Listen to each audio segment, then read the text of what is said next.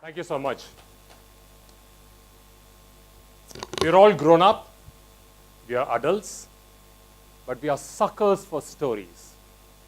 I saw some of us, our eyes glisten as Navroz showed the video of the two long-lost friends from India and Pakistan get together.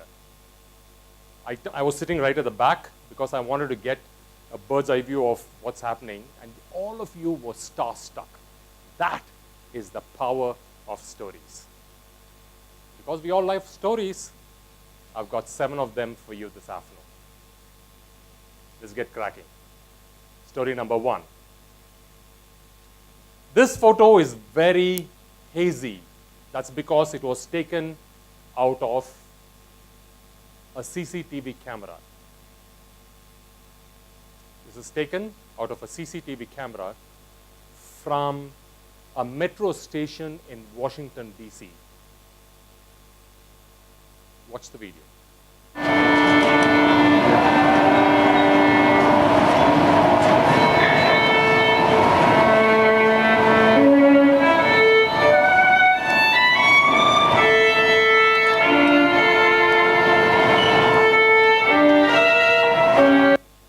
What you just saw was this guy standing on one corner of the metro station. We can have the lights on, please. One corner of the metro station, and opened up his violin casket, puts it up at its feet. That's his begging bowl. Takes his violin and starts to play for the next 45 minutes the best of Bach. You know, the contemporary of Beethoven.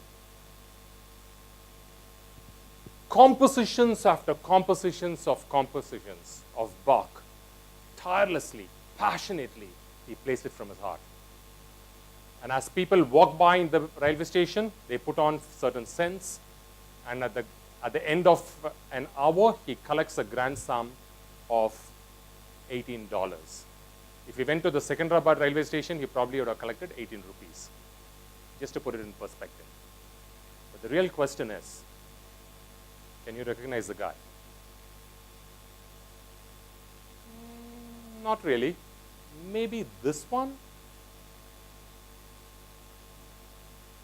This guy is the world's richest violinist.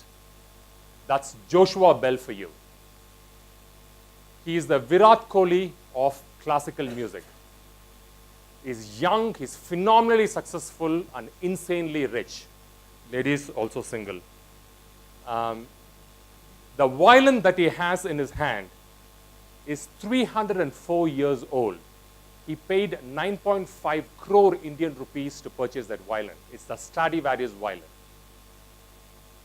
Exactly a week after playing at the metro station in Washington, D.C., he goes and performs in Boston, in this auditorium, to this people.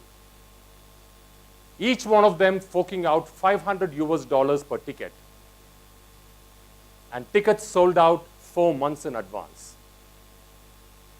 And he plays Bach for exactly 45 minutes with exactly the same sequence of music, using the same violin.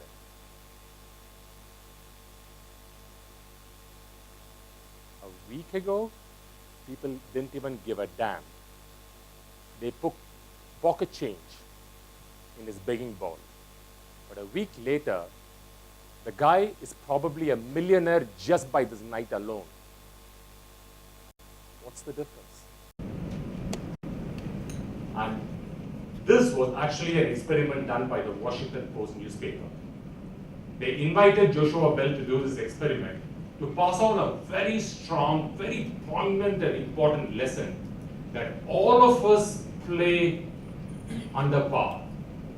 We have great abilities, we have great talent, but if we choose not to show it to the world, you will be like the Joshua Bell in the metro station. Whereas we should have just go ahead and shine.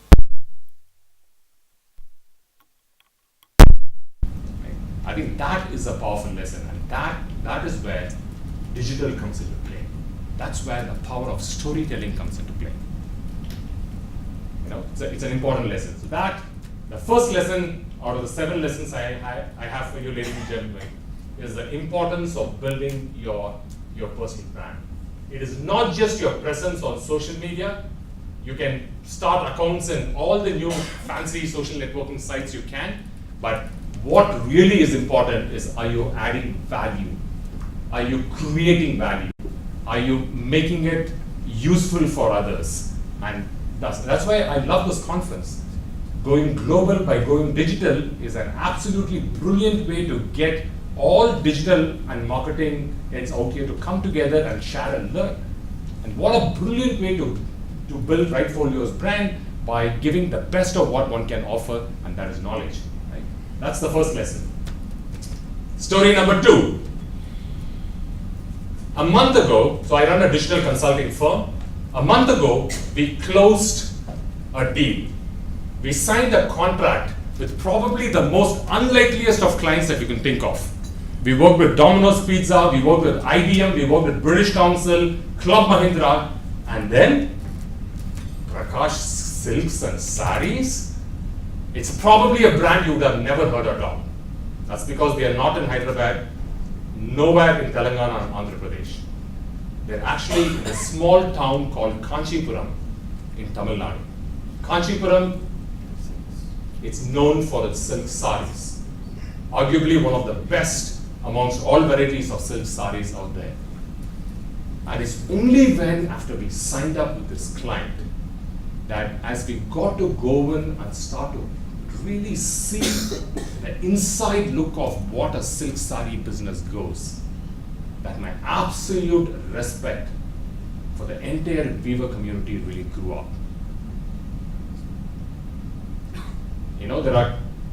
My wife takes me shopping. My kind of shopping is 2 minutes, you go, look, pick, walk out.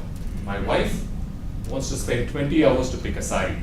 Ladies, you feel that, no? And you know what? Oh, why take so much long time? And now I know why. I started to realize, and so this is a store that's chock-a-block with people. And my eyes popped out when 4 days ago when I was out here on a Muhurtam date, and this shop was like no standing room, that kind of a chock-a-block. I want to eat my lunch, so I step out of the store, I start hunting out for a restaurant, and I pass by Nalli Silks. Have you guys heard of the store? It's very popular, and there were like 3 customers inside that store. Nalli Silks, world famous. If that doesn't tell you the popularity of Prakash Silks, the reason why you would never see an advertisement of Prakash Silks ever, the reason why they are popular is because you will find silk saris at least 40% cheaper than you would find in any other big store. They deal directly with the weavers, they design on their own. So let me just tell you this, it's the designer working out to the minutest of details. Did you know that every silk sari is like a fingerprint? That every design is unique for a silk sari. For every silk sari, there's this person sitting out there and drawing out painstakingly through hand and then turning it. Oh my goodness. And then there are shops like these weavers who spend 25 days to just get out one silk sari. My mind was blown. The amount of effort, sweat, labor, and just the sheer creativity. I never knew this. I'm 45 years old. I never knew about this. And so you know what Prakash Silks did? They realized there are multiple people like Kiruba Shankar who don't know anything about silk saris. We take it for granted. And then they came out with this idea. Can you play the video, please? And lights switched off, please.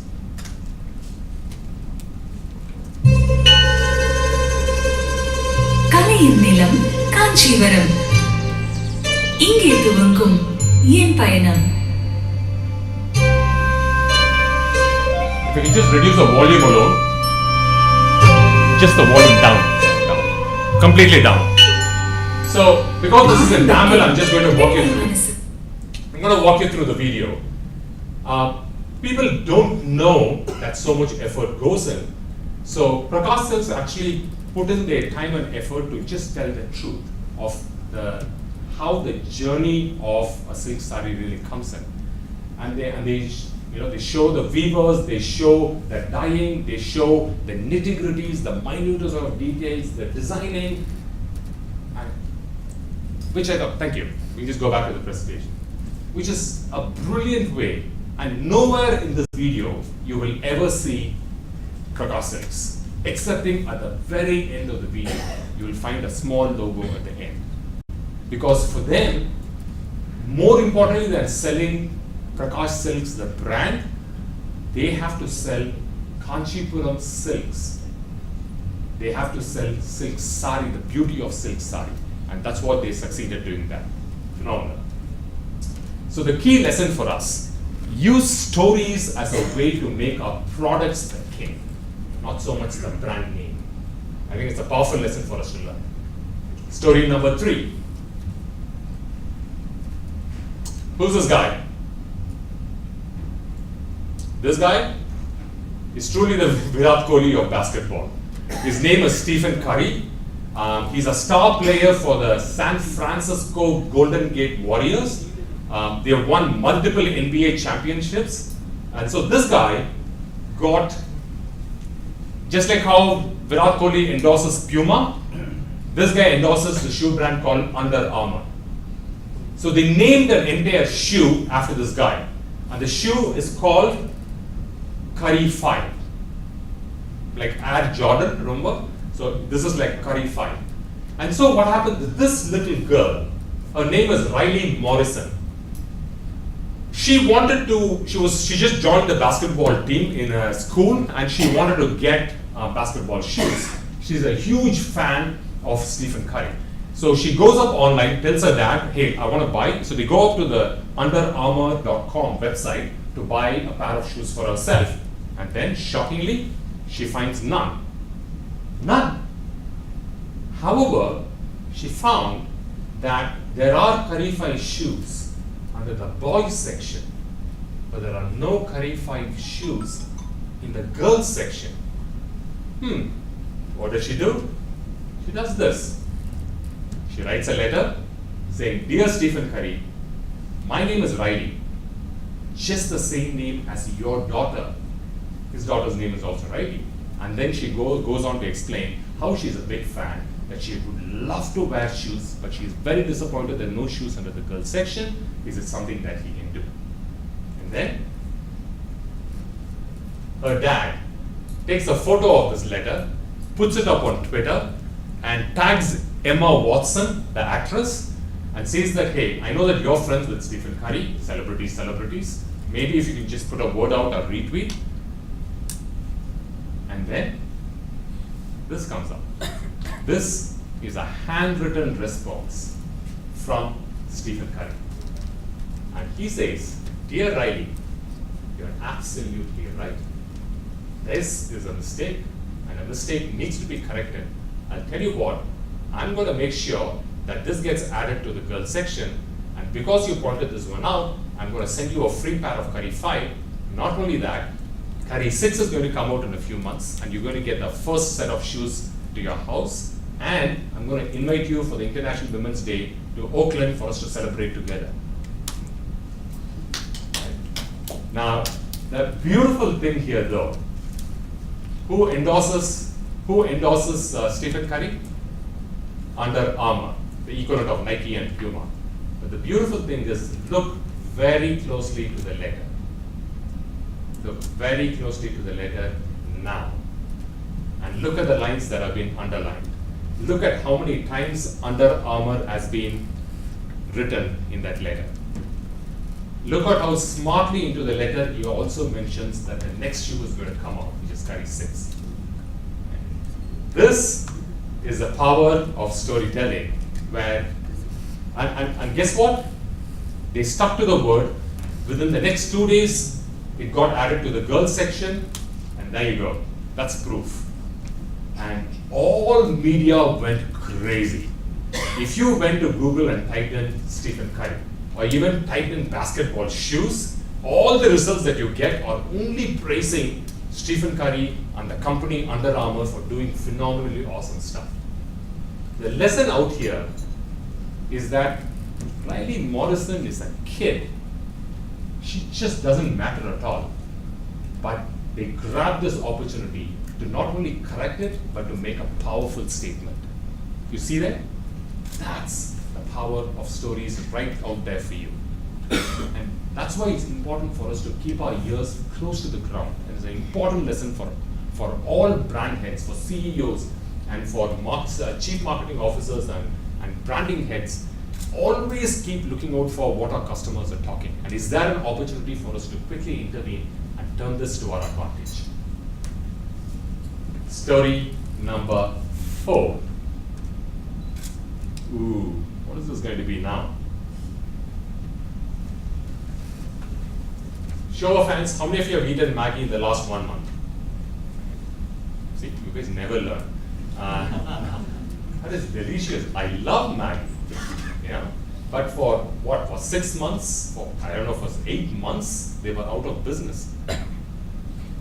Millions of dollars and crores of rupees washed down the drain. If it was any other brand, the entire company would have folded and gone home. But because they belong to a massively huge conglomerate, they were able to get it back. But I love how they got back.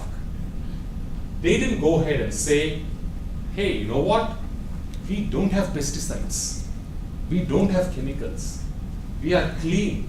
Please come and eat our product. That's not the message they went and said. What they did was, masterfully, they turned the entire focus to the key people in the kitchen. Like this girl. Do you have this brand in Hyderabad? It's quite a popular brand around India. It's called Maggi Wala. It is not endorsed by Maggi. It is Charmi Dave is an entrepreneur. She was working in a corporate employee. She got this idea of starting something on her own. She started this. Her in-laws were not happy. In fact, so unhappy that she eventually her marriage ended up in divorce. She was so committed to seeing her dream come true that she struggled through and she started to build. And 1 store became a hit, and 2 stores, 3 stores, and she started to expand across India. Quite a good hit, actually. And you know what Maggi did? They searched for stories like Charmi. And there are scores of other women who have got this powerful entrepreneurial spirit. And they caught hold of these stories and did this. Watch.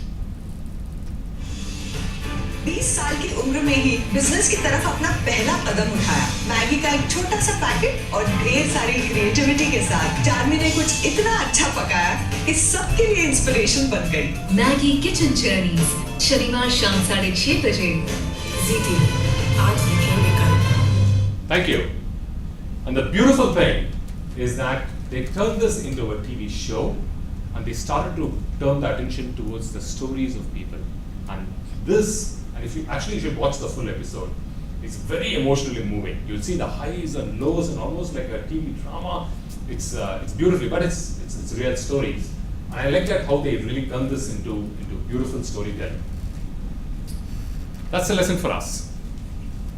The importance of turning what is a completely negative thing and turn that to your advantage and turn this into a positive thing.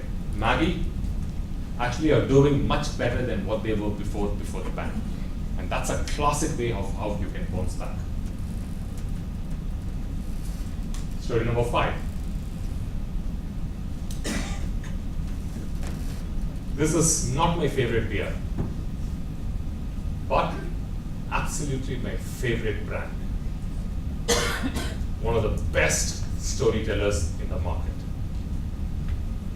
And a master stroke they did was using almost no product itself. This is probably the only picture where you will see Budweiser, the beer bottle. They used horses, they used puppies. Horses and puppies.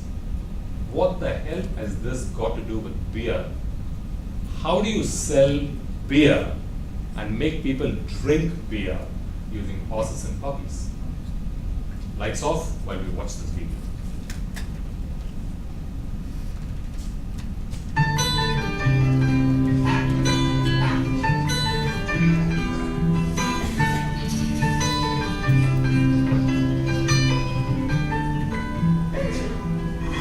But you only need the light when it's burning low.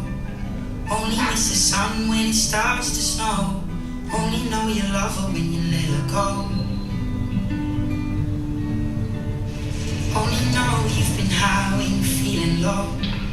Only hate the road when you're missing home. Only know you love her when you let her go. And you let her go.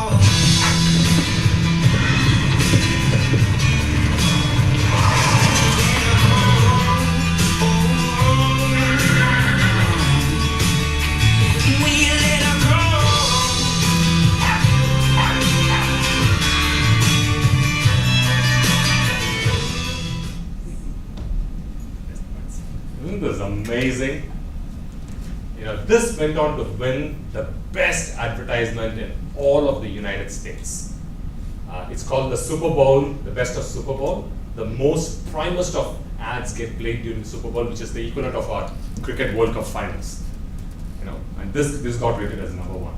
The beautiful thing is, now do you see the connection between the horse and the puppy? So they're celebrating friendship. And people drink when they are around with friends. And that's the best time to have beer. Look at that subtle, beautiful way how they connect. And this is the height of, it's not like opening up the beer bottle, fizz comes out, glug, glug, glug, one drinks, that's all passé. It is so cliche. And look how they break the clutter with this. And the beautiful thing is that they not only did this video, but they did this as a series of videos. For those of you in advertising, you would know that it requires for a human mind to see a particular thing 7 times before it starts to register in your head. And that's what they aim for. Lights off while we take a look at another extension of the video.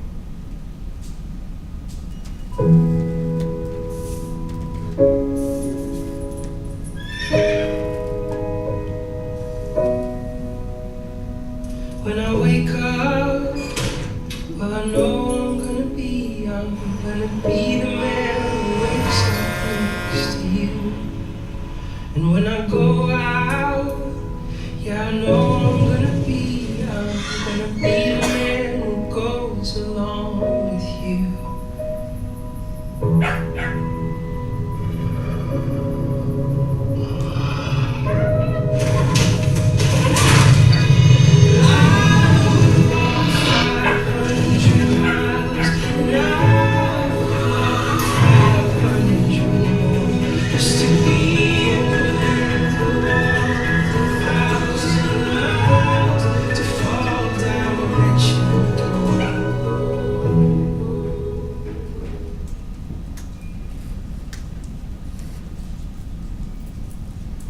And then,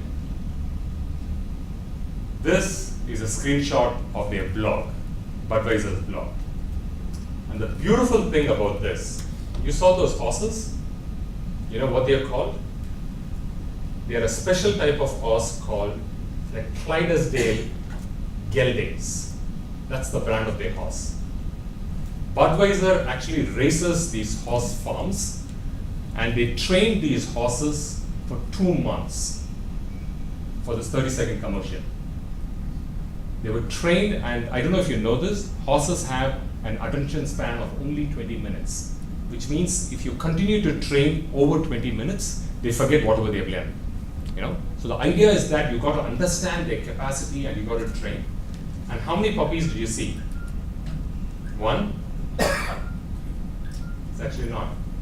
They used over a dozen Labrador puppies because puppies grow very quickly, and so they had to train multiple puppies, to retain, because it takes a long period of time to shoot these commercials. And that's the beauty of it. We all saw the ad. Did you know that there were 2 chief horses that acts as the leader for the rest of the horses? And their names are Morse and Jack. I think somewhere around those names. So they tell you about the characteristics of these horses. They take you on a journey. They build it up. And now the next time you see the ads, you can relate to the amount of hard work and effort that goes into it. It is not just an ad, but they take you behind the scenes of the ad. And that's when you become like one of the advertisement. You empathize with the creator, with the creative team, with the brand, with the company. And when that happens, then you start loving the product. It's a powerful, powerful lesson for us to learn. And when Navroz said, let's humanize the brand, this is exactly that.